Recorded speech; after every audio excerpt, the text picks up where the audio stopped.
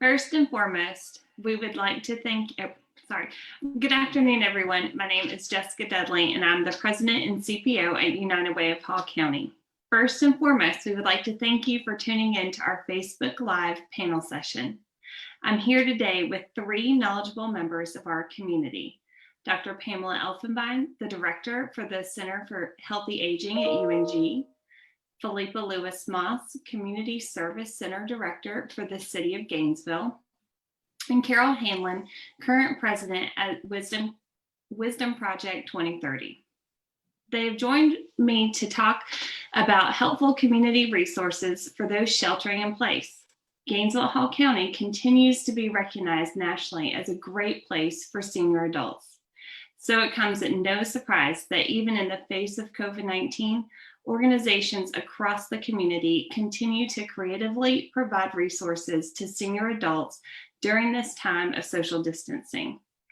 These three community experts are some of the dedicated individuals working hard to be sure that resources are available to our seniors, and they're here to provide us with more information on options for engagement, activities, transportation, physical well-being, and more. And with that, I'll jump right into our discussion. The following questions are really for all three of you. What resources are available for non-tech savvy seniors? Well, I think the easiest is just the outdoors, the great area that we live in. We've got a lot of natural resources here, and we're blessed with pretty good weather most of the time. I think getting out outside is really great for your mind, great for your body. Mm-hmm. I agree, Carol. Today was absolutely beautiful. Right. And the University of North Georgia, for those that just want to take some short walks that feel secure with public safety around, we're open to the public and plenty of parking. Nobody's going to ticket you now, and lots of beautiful places to walk and some paths out into the forest. Yeah. And as you know, Gainesville-Hall County has an abundance of really great outdoor parks and so forth. But if you're someone who's sensitive to the cooler fall air, I suggest you go to the mall, wear your mask, put on your walking shoes, and you can do a couple of rounds inside the mall and really get a great workout. Thank you so much. So what are some ways that families can creatively engage with senior adults in their lives through technology? Well, I've got a perfect example. So I have a mother, she's 92, and she lives all the way in California.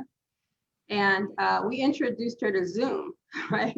Because she's got 5 kids and over a dozen grandchildren. And so we set her up on her laptop and she sat in front of it. And then all of her kids and grandchildren got on Zoom and we talked about our days and, what was going on in our work lives and so forth. And she was just tickled. She was actually a little disturbed that she didn't dress up better because she didn't realize that she was going to be on video. But after she got over that, we figured, we can have you can have a Sunday meal, with a family member. You can set up your camera, have them set up their camera, break bread together. You can even watch a movie together, right? They could be sitting in front of their television screen. You can be sitting in front of yours. But if you have either FaceTime or Zoom on, you guys can hear the dialogue together, laugh together, cry together. So there's a lot of ways that we can use technology to still stay connected. My mother-in-law was 90 this summer, and her family is all over the country. And of course, we would have been together. So we found a way to be together through Zoom. And we actually played Anita, that's her name, Anita Jeopardy. And the whole family submitted questions. And the children, the grandchildren, the great-grandchildren were on. And some of the questions were even geared so that the great-grandchildren could answer them. And we had the best time. And she told us that she had a better time than at her 85th, which I can't even tell you the amount of planning that went into that and the costs that went into that. And here she's telling us during this party that it was even better than her 85th birthday party. So it was great. And it also was reminiscent of who she is, because it was Anita Jeopardy. And some of our family actually learned things about her that they didn't already know. So That was a lot of fun, a lot of fun.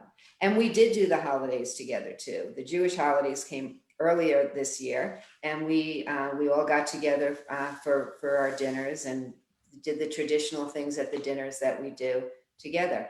My mother-in-law actually went to 3 dinners on each evening because of the time zones. So she was just, yeah, she was getting a little hungry, but she did manage to sit with her family in 3 different time zones. It was great. Yeah. I think, now has been a time when people have been cleaning out closets and going through old photo albums and that sort of thing. To the extent you digitize those, being able to share those digitally, you can take a nice walk down memory lane, or maybe it's a good time to ask questions and say, gee, mom, who is this person? Because I have no idea who they are. So that's, I think, one way. I also think we shouldn't forget just the plain old phone call. That's lovely. It's always lovely to hear from somebody, just to see how, ask how I'm doing, how they're doing, find out what's happening in their lives. Like Phillippa was talking about, doing it over Zoom, talking about your life. Mhm. And it doesn't take much time to make a phone call and check in. If they're expecting you to check in, it's something for them to look forward to. I check in with my mother-in-law at least twice a day. My husband does, her other children do, the grandchildren do. It gives her something to look forward to. That the phone's going to ring, she's going to jump and get it. I tell her, stop jumping, but it's important. It's giving her something to look forward to during the day and getting dressed for, because now she knows we see her either in FaceTime, she's putting on her makeup. It's good. That's probably good for all of us, Yeah. making sure we get dressed. Yes, I agree. Well, and that really does lead me into our next question. What are some of the technology resources that can help you care for a senior adult who's sheltering in place? And how can technology be used to keep seniors safer? Mhm. Well, the phone comes, nowadays our phones come with so much capability that, the FaceTime and being able to phone, the internet, all of those, there are so many apps that you can access with so much information on them. My sister, I was walking with my sister this morning, and she's got a new Apple Watch, and she was explaining to me it has a fall feature on it, which I had never heard of. And she was explaining to me how it worked because she fell the other day, and then it worked really well. So, the phone, the watches, those are all, they're well loaded with opportunities. Right. And had we planned ahead further, we have all of these virtual assistants, but the problem is now teaching people how to use them. I think that once we are back into the being able to visit with people more freely, I think we're going to see more of these virtual assistants being set up in our parents' homes, Yeah. and in our homes, so that our kids can maintain. My kids worry about me too, and so it's for every generation. Thank I'll you tell you, so much. about 2 years ago, my mother had a little incident, and so we installed Arlo cameras in her home. So mind you, she's all the way in California. I'm here in Georgia, and so now we have a camera installed near her kitchen area and her lobby area, as well as her front and back door. So literally, if a UPS delivery guy comes to the front door, I can see that person all the way here in Georgia, right? I can see when she wakes up in the morning and walks into the kitchen to get her coffee. That way I know she's okay. And if something should happen, if I see someone at the front door, there's some bad activity occurring, I can actually push a button and create a siren sound 2,000 miles away. Wow. So Wow. Arlo is a very inexpensive camera system that you can install. You don't need wires or anything. Trust me, if I can install it, you can install it. So it's really a lifesaver. Can you spell that, please? Arlo, ARLO, and it's an Amazon product. But I think you can buy it at Best Buy and other local stores. If you were to order it online, it probably only take 3 to 4 days. Oh.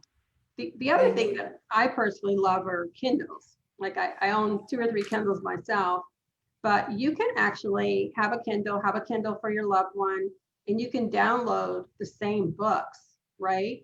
And you could create a book club. with your aunt or uncle or what have you, and you guys could read the same passages at the same time or read them at different times and then come together at the evening or once a week to actually talk about what it is that you read. And that's really helpful because it also keeps that brain working and active.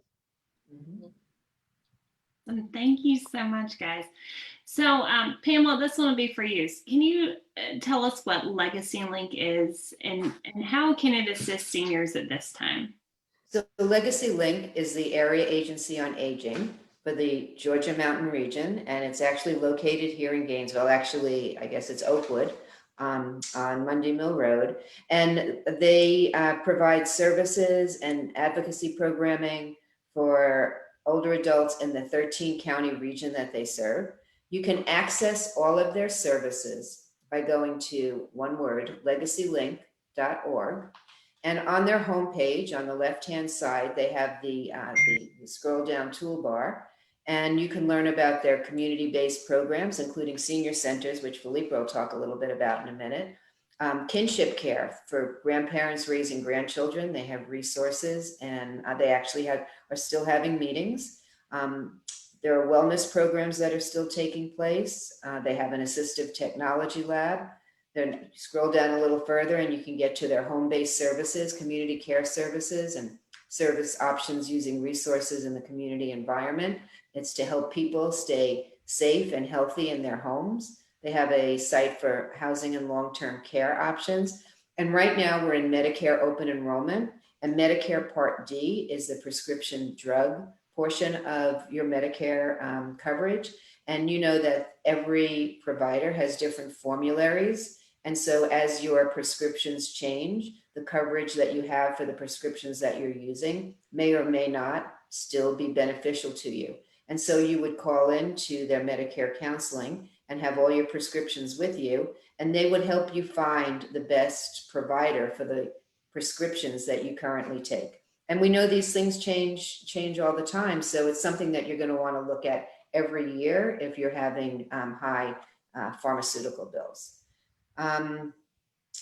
Legacy Link oversees the funding as it flows through from the state and federal government to the senior centers in the 13 counties in our region.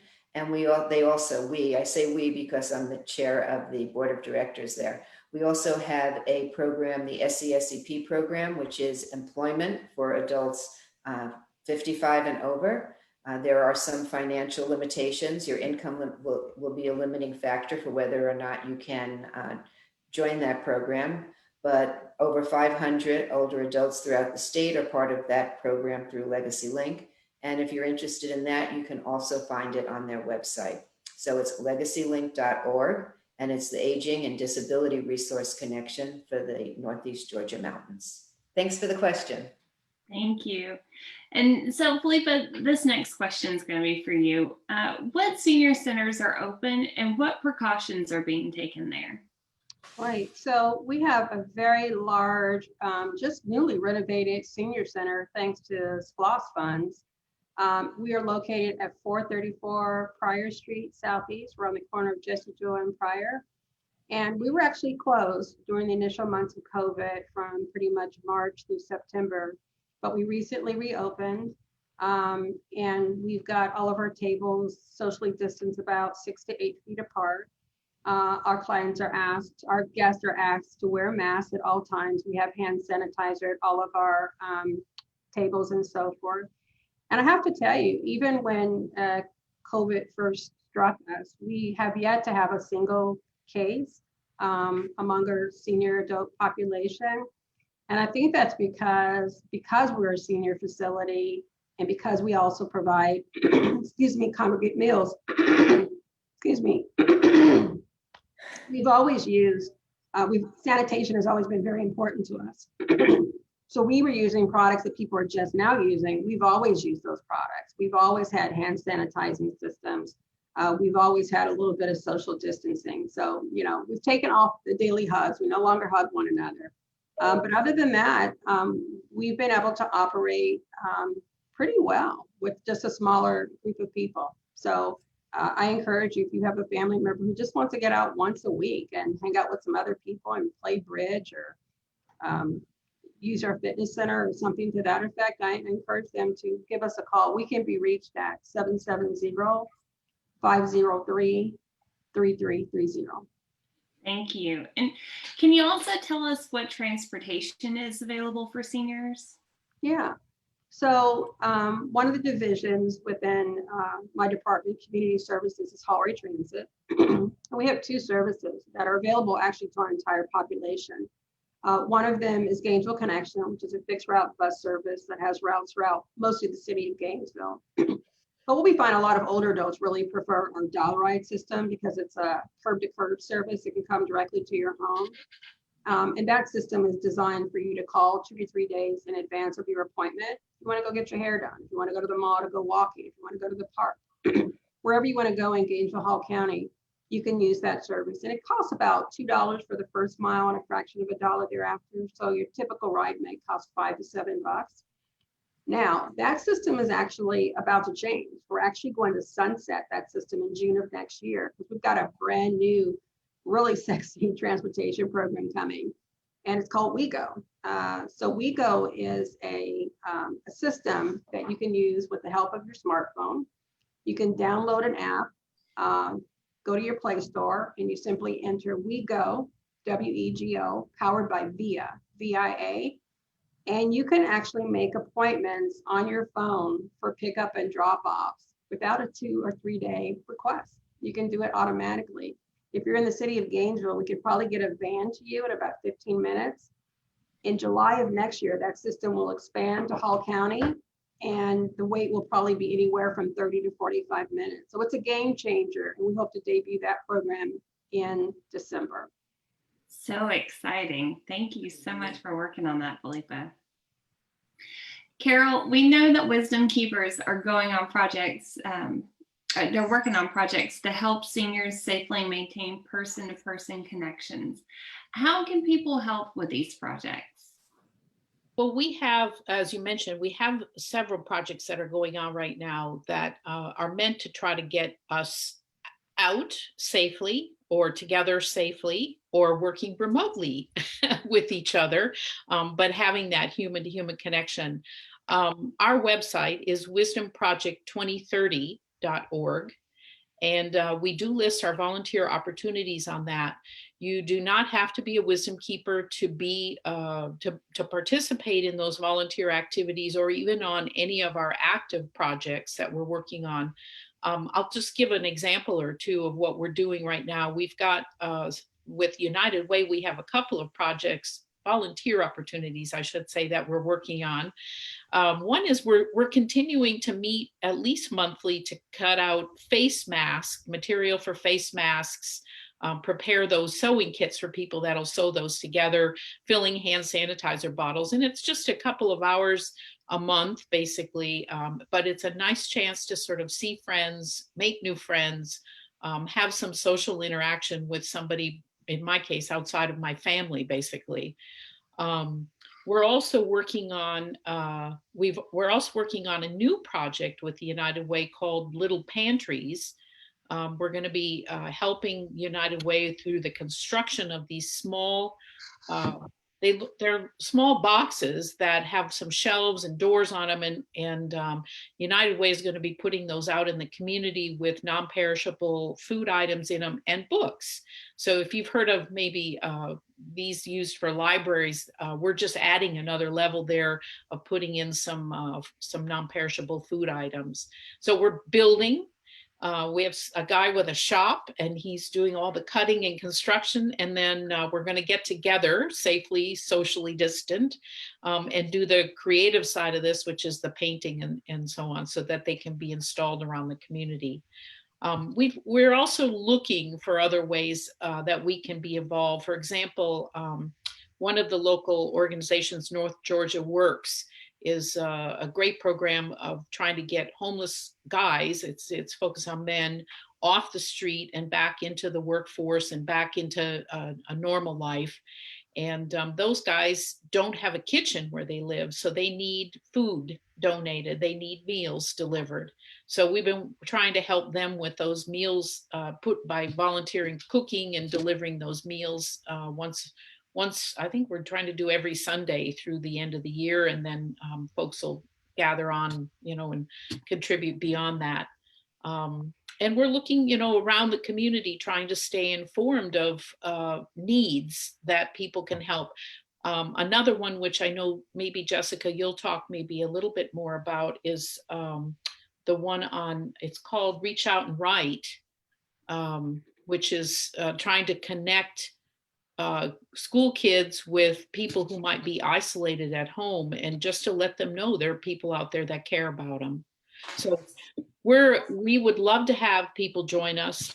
Please go to our website. Our email is info@wisdomproject2030.com. I think that's right, .com. Sorry, but you'll find our connection information on our website, wisdomproject2030.org. Let us know you're interested, and we'll connect you to one of these.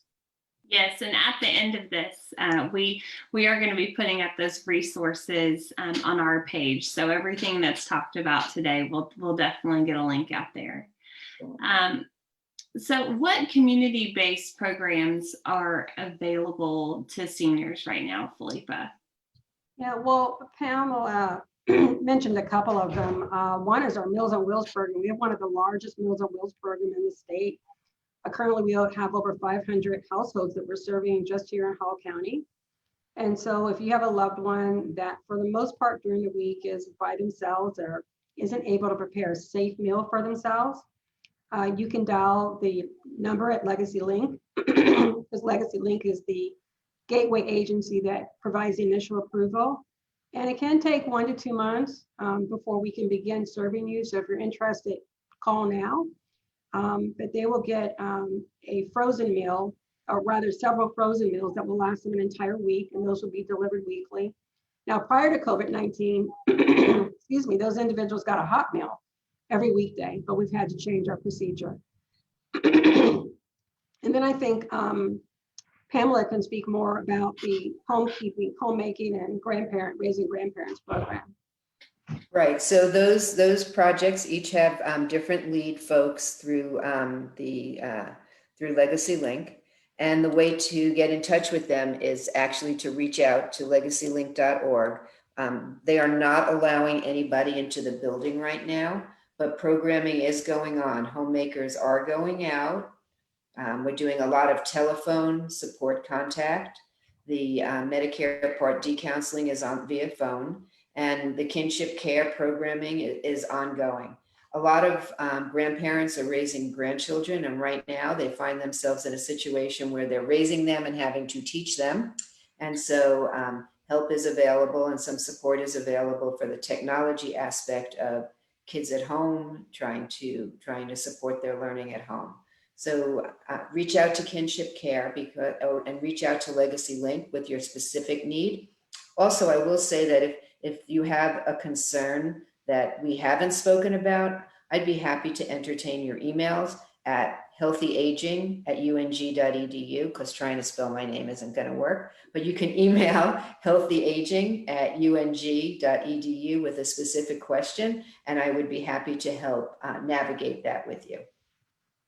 Great. Thank you so much, Pamela. Can you guys tell us what free resources are available to seniors so that they don't feel as isolated during the pandemic? Well, I almost just started to blurt out. I'm glad you asked that question. The university actually allows older adults 62 and older on the day that they enroll free access to classes at the university.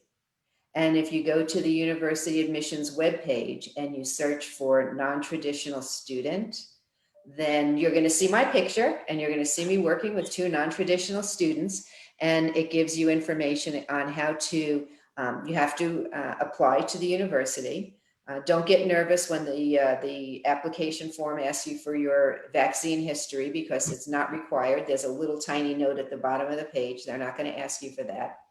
And the Institute for Healthy Aging, which I'm the director, we offer some academic programs. We offer certificates at the graduate level and undergraduate level in gerontology, applied gerontology, and we always welcome older adults, non-traditional students into our classes, and we always make room for you. I say that, I hope I don't have 100 people, although I'd love to have 100 of you want to join us, but up until now, we've been able to make room for everybody. And we have in our cadre of classes, this semester we taught a class from the English department on aging and literature. And next semester, we're teaching a class from the psychology department on relationships in later life, and just all healthy aging from a kinesiologist that teaches about exercise, but in particular about yoga and meditation and ways to stay physically healthy. And then, of course, we have our successful aging that talks about the keys to successful aging. And departments university-wide allow access to their programs. You can audit the programs once you register through the university. So we would love to have you come join us at the university. Free. That's a great resource. Phillippa or Carol, do you guys know of any free resources available? I think the library has some programs that you can participate in as well. I'm not very articulate on those though, but it would be worth checking out. And then there are the beautiful resources that Carol started this conversation with, the beautiful mountains and rivers and lakes that surround us. So if you even drive a little bit further north out of Hall County, you come up to Tallulah Falls and Tallulah Gorge. There are beautiful mountains up here. There's beautiful, the scenery all through. I mean, that's, for many of us, that's why we came here. It's magnificent. And right now is particularly gorgeous. The colors are fantastic. And we do have a relatively mild winter. So if you can, consider getting out. It's free. And we also know that being out in nature contributes to good health, emotional health, physical health. So consider it. It's there. Well, and back to Carol's point, I also believe that you can check out a park pass to get into the parks free through the library. So, right. And then didn't through the Wisdom Project, folks, and don't we have elder, senior accessible parks and Parks and Rec through in Gainesville? What we were trying to do was to help the county or the city parks add some more. It's age friendly, I would say. So it's for all ages equipment. So I think they have been looking at that. They are also dependent on some funding issues. So they're looking at replacing some of the equipment that they have in those parks with equipment that then would appeal across all ages. So I think sometimes, like swings are great. I mean, who doesn't like to get on a swing? But they're not necessarily always adapted for people who might be a little bit older. So anyway, they're looking at different equipment. Phillippa might know more about that as well. Yeah, and I was also going to ask Phillippa with Vision 2030, the arts, the public art, and can you tell us a little bit about that? Well, so the Vision 2030 art committee is always very busy. You guys have to please excuse me for clearing my voice. I just realized that my daily allergy medicine is actually still in my pocket. It isn't very helpful for this moment. So I keep clearing my throat. I promise you I'm not sick. But yeah, so the 2030 has art projects all the time. So if you travel around town through the square, Main Street, literally there are very few places in the county that does not currently have public art. So literally you could just do a driving tour and you can sign on to the Vision 2030 webpage that's part of the chamber. And you can actually get a little map and it will actually show you where the art is. And you can take a really nice tour, roll down your windows and really take in some really beautiful sights. I think that there are also probably through the library that you could find many websites that are available for virtual travel. So, if you've always wanted to go somewhere, right now we can't, at least you could do some learning and virtually see museums. You can virtually travel through countries. There's a lot on the web that is available for free. Awesome. Thank you guys so much. So there's so much to be learned from seniors. And are you guys aware of ways that seniors can maintain connections through oral history? And why is it important to give seniors space to share their stories and I why am it's important also for that listener. Yeah, I am so glad that you asked that, Jessica. So the Institute for Healthy Aging created a program called Generation to Generation. And the truth is that we created that program for both the isolated older adult and our college students that when we closed the university down last March, just the stress levels of our students was palpable to us, even virtually. And so we created a program to connect our students with older adults, but in a way that focused on the older adults' strength. So we call our older adults mentors. So we connect our students with their mentors, and we seek to document the resilience, strength, and wisdom of their mentors. And in creating the relationship and speaking with their mentors, our students are finding a tremendous sense of relief and comfort, and they're learning how to deal with adversity. And then for the older adults, we're finding that they welcome the calls from the students. The students call them once a week, and they speak for about an hour at a time. And I do believe that Carol's sister is one of our mentors. And what we're doing is we are collecting oral histories with the permission. We are recording their stories, and we're putting them up on the university website in the library. We're archiving them for generations to come.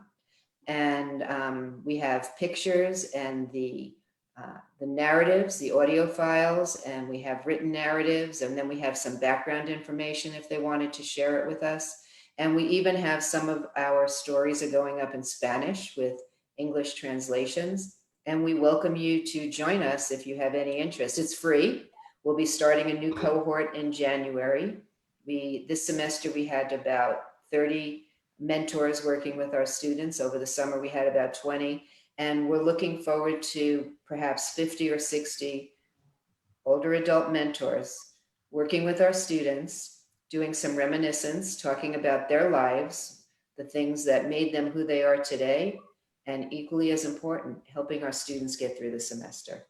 Yeah. Those are such great ideas, Pamela. And one of the things I wanted to offer is about a year ago, I had the opportunity to excuse me, facilitate a discussion with some participants in the Wisdom Project. And one of the questions I asked them is, if you could write your younger self a letter or send your younger self a message, what would you tell them? And every person, hands down, said that they would tell their younger person, their younger self, that everything's going to be okay. And, you know, Pamela alluded to the fact there's so much anxiety and intensity these days with everything that's going on in our world. And there's so much that older adults have to contribute. They've been through so much, right? And they survived. And I think this is just a very important message for us to pass on to young people, that no matter how difficult things may feel right now, this time will pass. Mm-hmm. Yeah. Yeah. And it's interesting because the last question on the oral history that we collect is, what would you like to tell us about survival, about strength, about tenacity, and we actually had a psychologist join us at one of our meetings last week with the students, and the students expressed to her about how they could really feel like lumps in their throats, that they walk around with this heaviness on their chest. These are 20-something-year-olds, and about how when they speak with their mentors, it's the only time during their week that they forget about that they can breathe. And so they are really acknowledging the contributions. And some of them actually get to meet with their grandparents or their great-grandparents. And one told me, you know, my grandpa, he always used to just answer in one-word sentences. Yes, no, maybe. And now, my goodness, we talk for 2 hours at a time. And he's told me stories, and I've learned things and things that they never would have known. And they are really cherishing this. And so it was made to focus on our older adults and their stories and our lives, but the students are getting equally as much, if not more, in return. And I think that's something that they are learning that will carry them the rest of their lives and change the way they interact with older adults. Terrific. That sounds like a wonderful project, Pamela. Yeah. Thank you. I look for, again, healthyaging@ung.edu if you'd like to join us. Thank you. So are you guys aware of best practices that you're seeing in the community right now?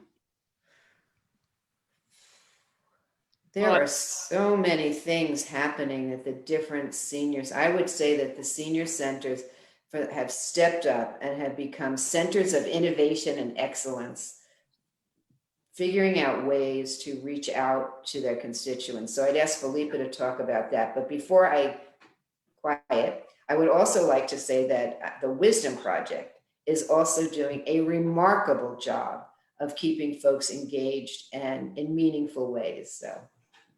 Thank you. We've certainly been working on that. And I think before Phillippa talks about how they've adapted, I would echo that we've had to adapt. And it's, I think, a testament to all of us that we don't fit in that old folks box, that we're open to new technology. Nobody, a year ago, what was Zoom? I had no idea. And now I feel fairly agile in operating it. And our members do too. And they have found the right ways to join and to participate and to stay involved. And I think that really speaks to our resilience and our adaptability. Mm-hmm. Well, one of the cool things my staff did, they came up with this idea that requires no technology. And they created these craft boxes for folks who couldn't exit their homes, can't come to the senior center. And so these boxes contain supplies, puzzles, paints, crayons, coloring books, links that they could use on their computer to do exercise online. And so it's just this really cool basket of hope. And I think that's one of the neatest things we've done just in the past couple of months. I love that, Phillippa. So, Pamela, can you tell us what the Generation to Generation program is? Yeah, so that's the program that I was speaking about. The Generation to Generation program is what we call it. And it's where we actually link up our students with their mentors. Awesome. Thank you. Thank you. I missed that name earlier. I'm sorry. Thank you for asking. And then what ways can seniors be involved in the community? Carol, you mentioned the Wisdom Keepers. I think there's Bully and Brunel, UNG. And can they become involved while sheltering in place? Yeah, I'll talk about Wisdom Project first. Normally we have an 8-session program and they're all day, 8 all-day sessions where people can learn about the community, and it's intended to learn about the community in both depth and breadth. So it's going to cover our government, our education systems, our arts and entertainment, our business community, and our social services community. I'm missing something. I always miss one. But anyway, it covers a wide range of topics in the community, and it gives even people who've lived here in Hall County for a long time, it gives them a nice deep insight into what's available and what some of the challenges are that are being faced in the community. Mm-hmm. We use that education program to generate wisdom keepers, is what we call the graduates of the program. And then the wisdom keepers, what we have essentially in Wisdom Project 2030 is an alumni association, which provides the platform for wisdom keepers to remain engaged in the community through projects. And those range from big projects such as on One Hall's United Way's One Hall's affordable housing topic, which is a huge topic, down to smaller projects like I was just talking about with the little pantries. People also become involved in the community by sitting on boards of various local organizations. So we have, for example, a wisdom keeper who has a healthcare background, who is currently the president of the Good News Clinic board. So we bring, certain expertise and experience with us from our past that might be specifically applicable to a topic of interest for a local organization. And then we also, through the Wisdom Keepers as a platform for doing those things, we also continue to educate our Wisdom Keepers on the needs in the community. And this is really what we've had to do since we can't meet face to face with COVID, which is what we had been doing every other month. We would have a luncheon and we would have speakers that would tell us something else about the community. Now what we're doing is we're meeting monthly on Zoom, and we're learning really about the impacts of COVID on our community. So we have that foundation of knowledge about how things worked in the past. And now we're seeing what's happened since COVID and other ways, trying to identify other ways that we can get involved. So some of that involvement is from home. Like I was mentioning about the Reach Out and Write program is probably something that's going to be done virtually over Zoom, versus the face mask cutting and the hand sanitizer filling, which you can do in person, or you can come and take supplies home and bring them back the next time or drop them off in between. So we're trying to offer a wide range of opportunities to make sure people have ways to know what's happening in the community and to continue to be able to make a difference. Thank you, Carol. So tell me something that you've seen our seniors do that's hopeful during this time. Share their stories. Help our students. I would say just from the Wisdom Keepers, there's a continual request from them. What else can I do? How can I help? I think that speaks volumes, really. Which I will tell you, we at United Way are very, very grateful for. And we're grateful for your responses as well. your call for help. Yes, thank you. Well, thank you all for joining us today. And please be sure to tune in next Thursday, November 19th at 4 p.m. for our final Facebook Live on reframing the holidays and coping with grief and loss. We continue to move through this time together, and I'm grateful to be a part of a community that collaborates to find ways to support our most vulnerable citizens and each other.